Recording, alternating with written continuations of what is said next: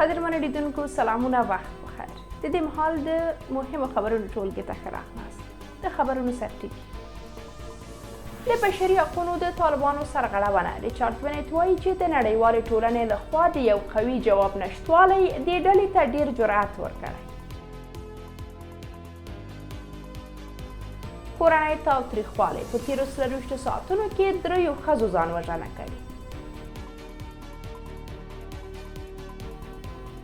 د افغانستان او ازبکستان د اقتصادي کارپوهانو ګډې غونډې جوړېدل.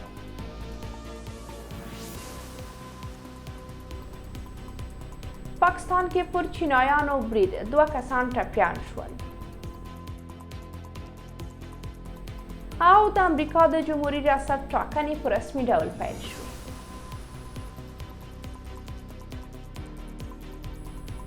بشپړ خبرونه.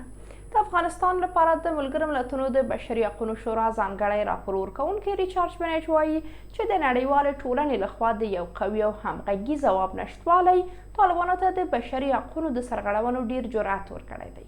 بنټ د دوشنبې ورځ په یو یادښت کې زیاته کړې چې د طالبانو د 3 کلنې واکمنۍ په تېرېدو سره په دغه هېواد کې د بشري حقونو ناورین لا خراب شوی او نړیواله ټولنه باید د طالبانو د سیاستونو د مخنیوي لپاره یو جامع او عملی پلان تصویب کړي.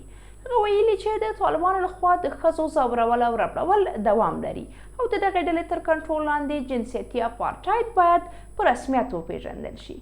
نوموړي څرګنده کړې چې مدني ټولنې، خبریالان، قومي او مذهبي اقلیتونه او د مخکینی دولت کارکوونکي د طالبانو له ګواښ سره مخ دي.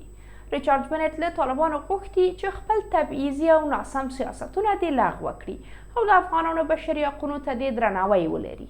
هغه همداراز له نورو هیوادونو هم غوښتي چې په افغانستان کې د بشري حقونو وضعیت تر ښه کېدو پورې له دغې ډلې سره اړیکې پرې کړي.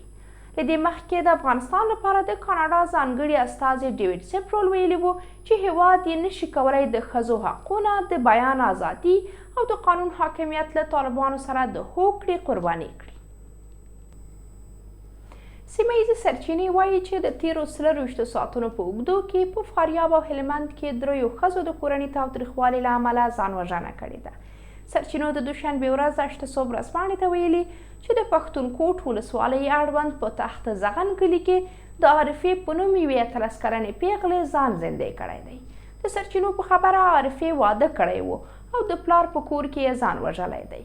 ورته مهال د فاریاب ګریزوان ولسوالۍ په قلعه شاهان کلي کې د ګل افزار په نوم یوې 22 کلنې ښځې هم پر ځان وژنې لاس پورې کړی دی.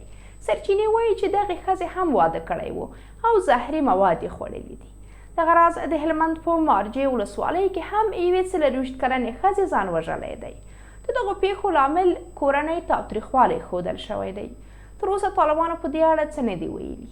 د طالبانو له واکمنېدو وروسته کورنۍ تاوتریخوالی زیات شوی او هممهاله د نجونو په منځ کې د ځان وژنې پیښې هم ډېرې شوي دي.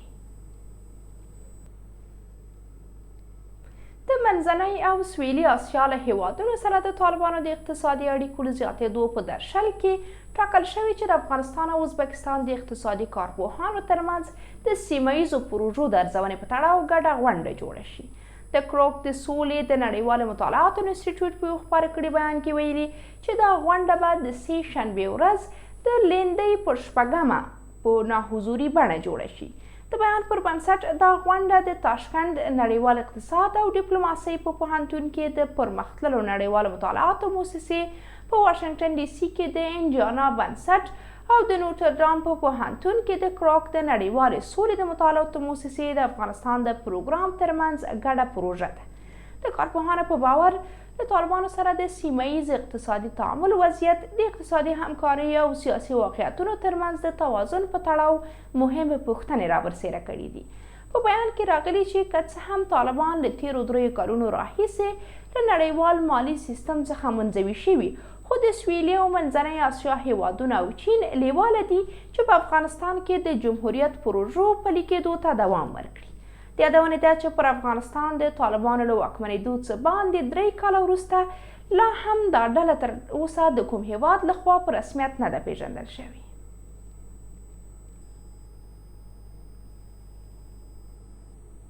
نړیوالو رسنیو راپور ورکړی چې ناڅرګندو وسلوالو د پاکستان په کراچۍ ښار کې پر چینایانو برید کړی چې په ترڅ کې 2 کسان ټپیان شوي دي. رویټرز لیکلي چې دا برید د سې شنبې ورځ د کراچۍ ښار په یوې سوداګریزې سیمه کې شوې ده. د کراچۍ د پولیسو یو افسر فیضان علي د 2 چینایانو ټپي کېدل منلي دي. علي په دې تړاو نور جزئیات نه دي وړاندې کړي. ورته مهال د پاکستان یو روغتیایي چارواکي چې په راپور کې نوم نه دی په ډاګه شوی ویلي د دې پیښې 2 ټپیان روغتون ته لیږدول شوي دي. هغه له دې ټپیانو څخه د یو روغتیایي حالت د اندېښنې وړ بللی دی. تر اوسه کوم کس یا ډلې د دغه برید پړه نه ده منلې. شاوخوا یوه میاشت مخکې د پاکستان په کراچۍ ښار کې 2 چینایي انجینران په یوې چاودنه کې وژل شوي وو. د دغه برید مسؤلیت بلوچ بیلتون غوښتونکو چې د چینایانو لخوا د بلوچستان د کانونو له استخراج سره مخالفت لري منلې وه. امریکایي رسنیو راپور ورکړی چې د امریکا د جمهوري ریاست ټاکنې 2 ساعته دمخه په نیو همشایر ایالت کې په رسمي ډول پیل شوي دي. سکای نیوز د سې شنبې ورځ لیکلي چې د امریکا په ولسمشریزو ټاکنو کې حضوري رایه ورکول تېره شپه د امریکا د نیو همشایر ایالت د ډیسکویلناج په کلي کې پیل شوی او په دې سیمه کې ډونالډ ټرمپ او کاملا هریس مساوي رایې ترلاسه کړي دي. ډیسکویلناج د امریکا او کاناډا پر پوله پروت کلی دی او په دودیز ډول د امریکا ټاکنې له همدې ځایه پیلیږي. په تېرو ټاکنو کې ډیموکرات ګوند په دې سیمه کې مخکښ و. همداراز د نیو همشایر په سیمه ییزو ټاکنو کې د جمهوري غوښتونکو نوماندې کولی ایویټ 15 رایې ترلاسه کړي دي، په داسې حال کې چې د نوموړي ډیموکرات سیال جویس کریګ بیا یوازې 1 رایه ترلاسه کړې ده.